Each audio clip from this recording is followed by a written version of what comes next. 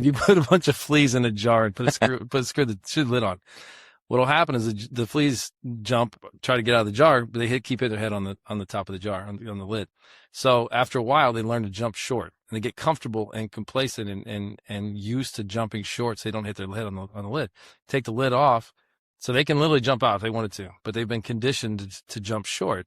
And so they're happy in their own little misery spot, and they will live the rest of their life out in this little jar with no lid and die rather than jump, because they've been conditioned to jump, that there's a limit there. And so if you just understand that limits, a lot of times are perceived or false.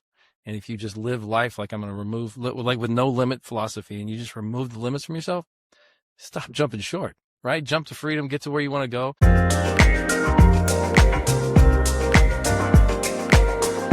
Welcome back to LA Legends, the podcast where Aflac pros sharpen skills, share success stories, build the next generation of leaders in LA South. My name is Michael Fisher. And I'm Michelle Lee. Today's episode is another advice hotline.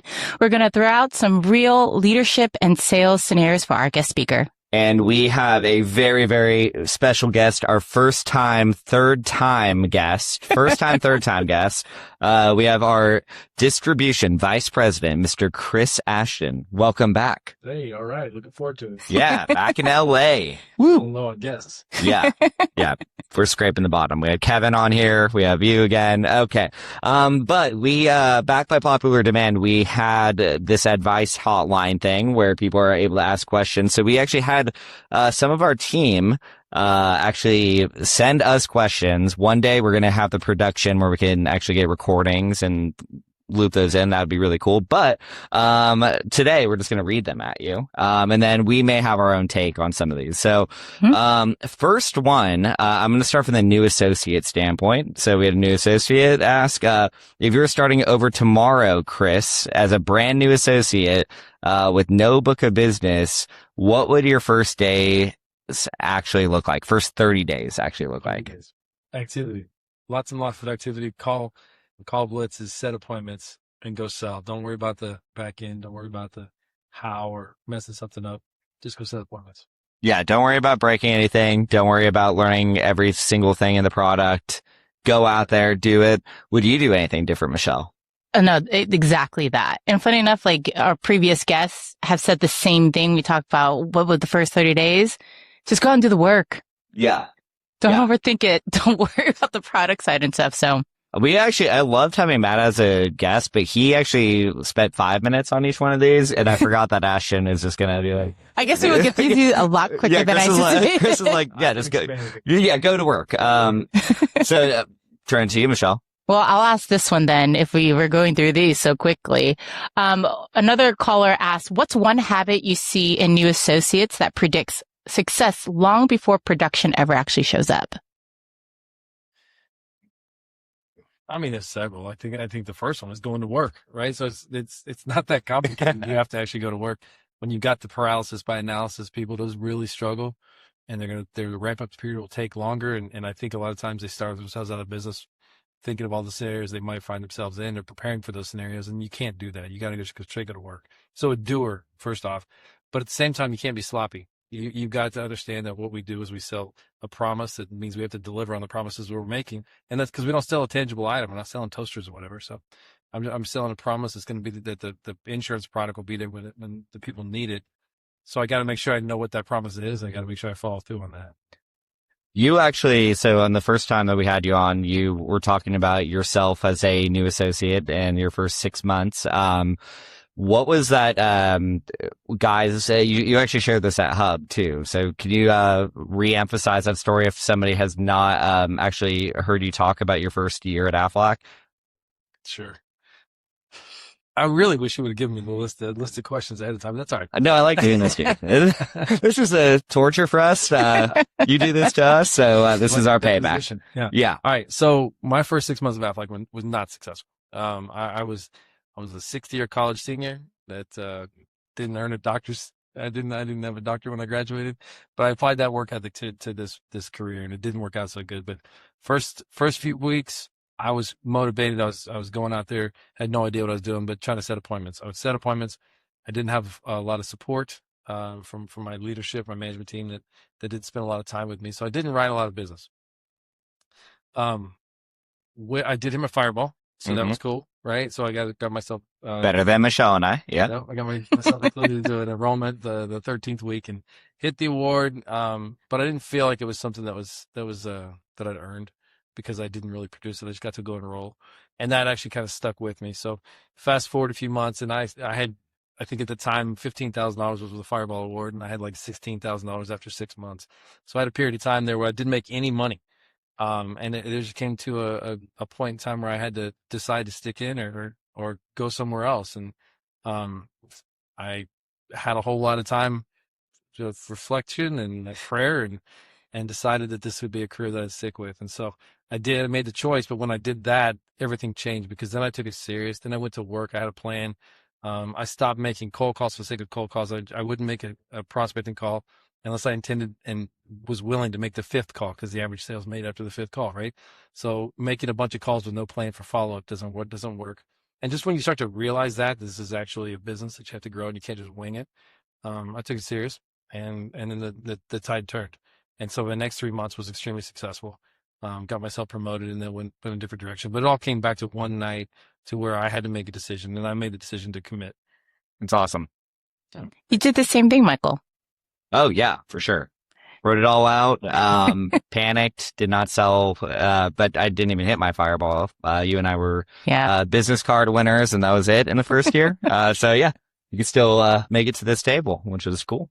Well, I think that answers that question as well. And you said sometimes it takes a long time for us. Not long. I think it was 6 months for me too. Got promoted to CIT and I'm like, what? Yeah. Why? Why? But that took someone believing in me before I believed in myself and the potential. And I think a lot of leaders do that today. Yeah. My answer to that one is grit. Like if I could pick one, it's just grit. It's because that's the one that you can't exactly measure it, but it's the ones that are willing to fail the most. It's the ones that understand that the more that they're willing to fail, the more likelihood that they're going to be successful. Mm-hmm. And people with a higher tolerance they're the ones that every single time they're going to beat talent every single day. Yeah. Hashtag grit. There's an additional one there too. So sometime in the middle of that time when I was terrible and then I decided to go to work, I had a claim that, so I didn't sell a lot of policies. I didn't have a lot of volume and a lot of opportunity for claims. But he was a sheriff at a local municipality. He got in a car accident on the job. Ended up in intensive care, and I had sold him an accident policy and an intensive care policy, which most of our listeners today have no idea what that is. That was back in the day because I'm old. But he got $35,000, and they mailed me the check. And so when again back in the day, you could get the check mailed to you, so you deliver it. Yeah. And so I sold this policy, and again, I was 24, no concept of real world, no concept of insurance, and didn't really totally understand why it was so important that people have our type of insurance. And then when he got in the car accident on the job, workman's comp paid him 2/3 of his income, but he was off for a long time. I took that check to his house. And again, he was messed up pretty good, but his wife came out and she just broke down. They were already behind on the bills going in, and I looked like a hero. All I did, I was a schmuck that didn't know what I was doing. Yeah. I just my district told me to deliver this check, so I delivered it, and my life changed immediately when I saw the value of what we sell. And again, I was a kid that didn't understand really anything about the world. This put it all in perspective. And all of a sudden I understand the reason why our products are so important. And that changed a lot. Yeah. And then I got excited. And then the first time I paid a cancer claim, all of a sudden that's a whole nother level. And it was just an amazing experience. Yeah. The first cancer claim, that one, that's a existential moment. Yeah. Because you're just like, wow, what if I didn't make that call? It's crazy. Mm-hmm. Really crazy. If you're listening, get with your coordinators and ask them to get involved in a claim. Yep. Yeah. So let's switch a little bit over. Now we went through associates. Let's talk about DSCs. You ready for this one, Michael? Yeah, I am. So this one is from Sean, actually. So I like this one, Sean Arens. So if you were going to guess, and if you sat in his car for a ride along, what are a few things that you think that you would coach him to improve on? I'm very blunt. Sean needs to be consistent. Sean needs to work hard every single day. He is so talented, so knowledgeable, but he will overcomplicate things. he'll come up with 100 different reasons why he's got to do this or do that or can't do it simply straight. Just go straight to the point and get it done. Work hard every single day. It also define success. Know what you're working for, so that you know why you're doing what you're doing. And I think just getting to know him throughout the years, his definition of success has changed, and it's continued to evolve. And I would tell him to keep doing that, keep stretching, don't get comfortable or complacent, and because the future is very bright for that whole household. Yeah, and realize he's probably not the most talented person in his household. Maybe not even the third. His son started working here, so I don't know. I didn't even know that. That's even better. It's awesome. That's so Michelle, you actually went out with Sean, so this is where you get Sean for submitting things. So what would be yours, Michelle? Because you've actually gone out with Sean. You know, sometimes just asking questions. Sometimes we take what someone says to us at face value, like, okay, and not do a little bit more exploratory questions and find out if the person you're asking for is the decision maker, two, is this someone looking like stuff like that? Sometimes we take someone's face value answer and then ask for another date and time to catch the decision maker and walk away. But if you do some exploratory questions to a gatekeeper, more times than not, they're willing to give it to you. Yeah. And I think that goes across for a lot of people because it's well, wait, is it too much? Is it not? Kind of situation. So asking more questions when you're out prospecting. Like it. All right. Simple. Okay. Get the next DSC one. So, from one of our other DSCs, and, it's a question that I wished I would have asked earlier on in my career as well was, you've seen so many careers You call me old. Yes. You did that earlier yourself, so I'm just repeating. But what's the biggest difference between a DSC who stays average and one that eventually becomes a regional sales coordinator? That's a good one. There's never one answer. Right. But I think having an unlimited belief that you can accomplish anything. Don't put limits on yourself. Don't cap what's possible. So just the desire to want more out of life, I think, is a big one. Just the initial perspective to believe that it actually is possible to change your financial future, to change a lot of lives. And so that belief is a big one. I also think you have to have a servant leadership. I talk about this all the time. Yeah. But you got to be a servant leader. You got to put other people in front of yourself and help other people get where they want to go, which means, one, I have to ask, what do you want to accomplish? And then two, I got to remember and hold them accountable, help them get where they want to go. But that also means I have to believe and understand and then live delayed gratification. If it's all about me, they're not going to follow me. If it's all about me in the short term, I will make bad decisions for the short term that's going to cost me long term. But if you really have a servant leadership initiative or perspective, then you will absolutely help people get where they want to go, and you'll be successful. And then as you be successful as a district, you will move up the chain. No question about it. Can you walk through that example you shared with us at Hub with the jar? The jar.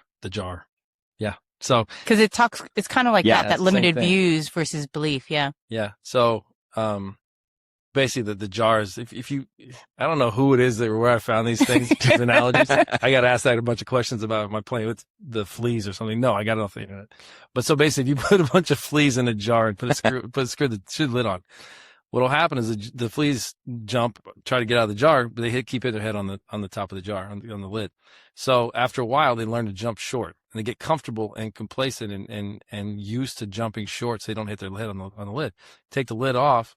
So they can literally jump out if they wanted to, but they've been conditioned to jump short. And so they're happy in their own little misery spot, and they will live the rest of their life out in this little jar with no lid and die rather than jump, because they've been conditioned to jump, that there's a limit there. And so if you just understand that limits, a lot of times are perceived or false. And if you just live life like I'm going to remove, like with no limit philosophy, and you just remove the limits from yourself, stop jumping short, right? Jump to freedom, get to where you want to go. And again, the most dangerous limit is a lot of times the ones that we put on ourselves. Mm-hmm. Stop doing that. Recognize where you see it, where those are, and remove them. Yeah, I'm trying to remember, and maybe one of our listeners can text me and tell me, but they did a similar study, and the actual children of the offspring of the ones that weren't jumping anymore, they wouldn't jump either, because that was a top behavior inside of that.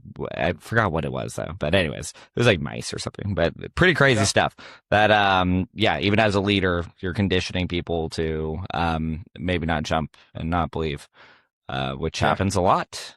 More times than not. I told there too was like along the same exact lines, but from a leadership perspective, is they took a group of students and broke them into 2 groups, same GPA, same IQs, and didn't tell the kids they were separated. Told the teachers that one group is exceptional, one group is below average. So if you fast forward at the end of the semester, the below average people underperformed. The exceptionals outperformed the averages. There were no differences. There was no difference in GPA. There's no difference in IQ. It was simply the leader believed that this group was exceptional. These kids are below average, so I don't expect anything from them. I let them get away with sitting around on their phones or whatever. The exceptional people are held to higher standards, worked harder, trained harder, and so they outperformed. And so the leadership lesson there is basically don't limit your followers, right? Believe that everybody's exceptional, and they'll achieve. And they'll rise to it too. Absolutely. Yeah.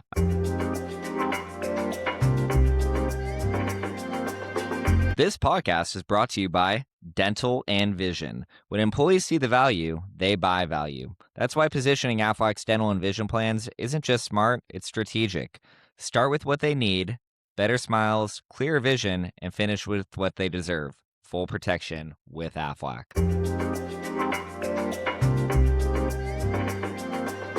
This one is one of my favorite questions, and I think we need to install this into everyone.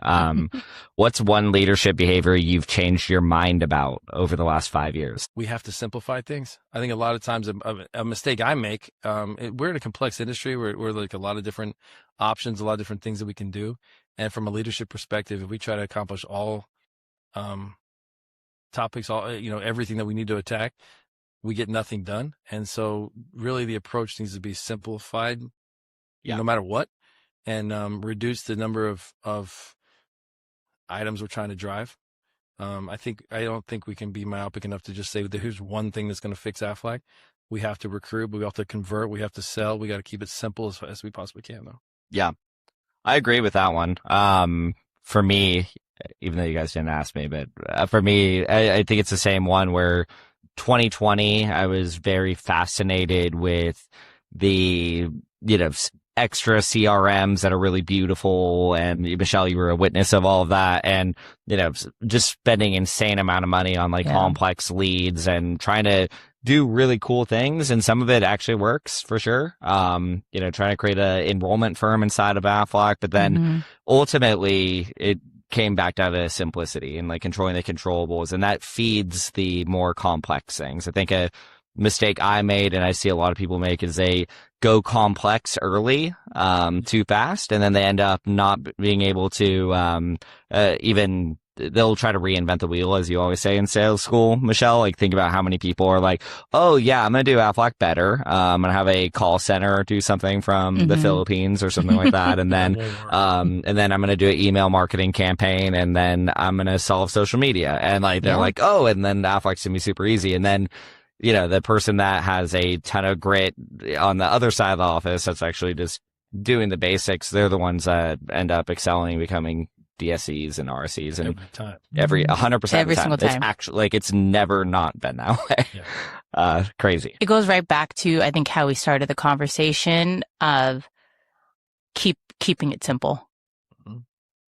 I think, as you said, if we could take stuff off, but ultimately the one thing that can control everything out is whether you can drive activity or not. And one lesson learned, right, stepping into leadership and now looking back and being, the trainer, is simplicity and driving activity across the board, whether you're an associate, district, or region, or market, because he still does that today. Mikey does. So, man, go back. Yeah. Don't overcomplicate it. Just be that simple. There's, I always use a slide, the same slide every time. Somebody threw it in my face the other day. He did, but because we use it too. Yeah, because I'm sick of it because we use it. But I was like, I'm going to make this better, and I was like, I can. It's actually it's perfect. But I stole this from David Pollock. David Pollock at the National Convention this year. He's talking about his book and his leadership philosophy. There's no elevator to the penthouse. You got to take the stairs. So start where you're at and start moving forward. And I love that concept. So everybody that comes into this business is going to do the next brightest thing or get the newest CRM or the newest technology that's just going to go out and make this easy. Aflac's not easy. It requires grit. It requires time, energy, and you just got to take the stairs. Yep. one step at a time. Yep. Okay. So, let's talk fireballs. And I say that because it is the most talked about subject all year and an indicator for a future, like market, right? In general, because you need people converting as well as people, for second years, right? So if Fireball is truly the North Star, right? When we have new people come in, what's the biggest misconception leaders still have about creating fireballs consistently? I mean, you got to start with get it started, right? So it's not about just hitting a certain amount of production in a certain amount of weeks. We need to get these, every new person that starts with this into making money as quickly as we can, right? Yep. Our competitors, I don't believe our competitors are the other insurance carriers that are in our space. The competitors that we actually deal with on a daily basis is really the gig economy or other places that they can go make money. And so if I'm so focused on winning a fireball, because when you hit the fireball at 13 weeks in, you're a certain amount of production, you are much more likely to be successful or be here in a year, whether that means success or not, but you'll still be here in a year if you hit your fireball. We really need to dial that back, right? We got to get to the how quickly are we getting week one? How quickly are we going to get their first paycheck? Mm-hmm. And if we get that weeks to AP down and we get the process started where they're making money and they understand that, and then we develop the consistent activity with that, they'll be successful. They'll reach those. But if we're trying to play games just to hit an award because we think the North Star is actually the Fireball Award, it's not. That's step one in a long journey, right? So that doesn't mean success. That's just a metric along the way. Start with getting production in the name as soon as you possibly can. Yeah. I just love that because Brian was on Brian Compton. Shout out. You're not listening to this. 100% not listening to this. But it was awesome because he was talking to our regions about that exact thing, which is first week in the business, get the associated paycheck just so they're used to it. And we were talking about how many we've manufactured too late. Like we'll manufacture it by week 5 and $5,000 of premium in week 5 is not the same thing as $1,000 of premium for 5 weeks. Yeah. And I was like, oh, wow, that's a profound statement and a little bit of inside baseball. I like that. Yeah. We're pretty spot on though. Looking at for just the surface level side that it's a fireball and it's some contest versus someone who's here for 6 months, 9 months, a year, 2 years down that line. Cause that's what I think we struggle with a lot. When we think about fireballs, we're like, oh, well, they're just here for that and losing sight of the bigger picture and things. Yeah. Which I think a lot of us do when we're in nitty gritty head tunnel vision kind of situation. We lose sight of what's actually down the line. Oh yeah, absolutely. Well, from the higher up you go, the more disconnected you are from reality, right? So you're managing off of a spreadsheet. But the districts need to understand that a fireball, the reason why we're pushing fireball so much is because that is the key metric that says this person will be here in a year.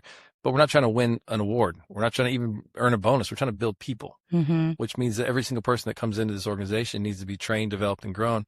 And so we need to convert them early, get them started so that the fireballs will be a byproduct of the process that they come in with. And as we do that, we're building people, and those people will qualify for bonuses and qualify for awards, not the bonus of the award itself.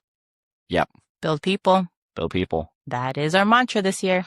Yes, ma'am. All right. So we are already going to move to our lightning round of questions, Chris. So these are short, sweet. So man, I feel like you've already given this one multiple times, but I'll probably get a different answer from you. What's the biggest career mistake that you that made you better? Biggest career mistake that made you better? Biggest career mistake. Yeah, I rethought that when you asked me the question last time. I like my answer. I have lost a lot of times. I mean, and lost a lot. I think just being humbled. I'm not talking about a specific situation. But when I think I have it all figured out and I get a big head or pride takes over, they always say pride comes before the fall. And when you go through that and you realize that, oh, I wasn't quite as good as I thought I was, and am humbled by life or by Aflac or by whatever is happening. Yeah. That lesson is a tough one, and I've learned how to learn it multiple times. But now, if I start with an attitude of humility rather than starting like I know what I'm talking about, then I will do better on. Better for long term. So humility would say would be the answer. That's a great one. What about you, Michelle? I know we're doing rapid fire, but career mistake? Yeah, she's perfect. I always think back with everything that's happened in the past few weeks of where I would have been if I would have said yes to a regional position back in 2018. You'd be a market director right now. Damn it. 10 years later, still sitting in the same seat. But I'm actually, just think about the leader I was back then to the person I am today. I probably would have failed fast in that position if I would have stepped up. Yeah. Going through what I've gone through in the past few years. So. Yeah, not to get too existential, but I think about those ones all the time too, where I'm like, if I didn't have 8 years as a region, what market director would I be? Yeah. And it would have been kind of gross. I learned something every single year. It would last not even 2 years, is what he's saying. No. Yes, exactly. Yeah. But yeah. I mean, I was a region for 16 years, and I thought I was ready then. I think I was ready to be a market. But looking back, I think it's worked out the way it's supposed to work out. Yeah. So I think you got to have a long-term perspective, and you got to believe in something bigger than yourself at all times, and just have a definition of success that's controlled by you, not by Aflac or your boss or whatever, and make the best of your situation. Yeah. You found a way to sneak that into the podcast, of course. Love that.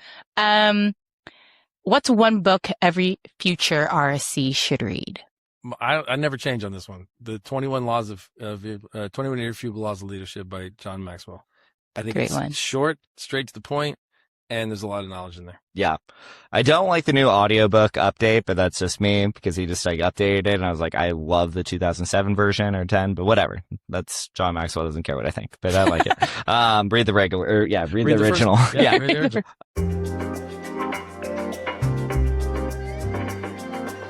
This podcast is brought to you by LA Legends Winner Circle. The finish line is in sight, and this is your moment to shine. Every new account, every sale, every relationship built brings you closer to the LA Legends Winner Circle. It's more than recognition. It's proof you've turned goals into greatness. So push hard, finish strong, and earn your place amongst the best. LA Legends Winner Circle. Close this like a champion.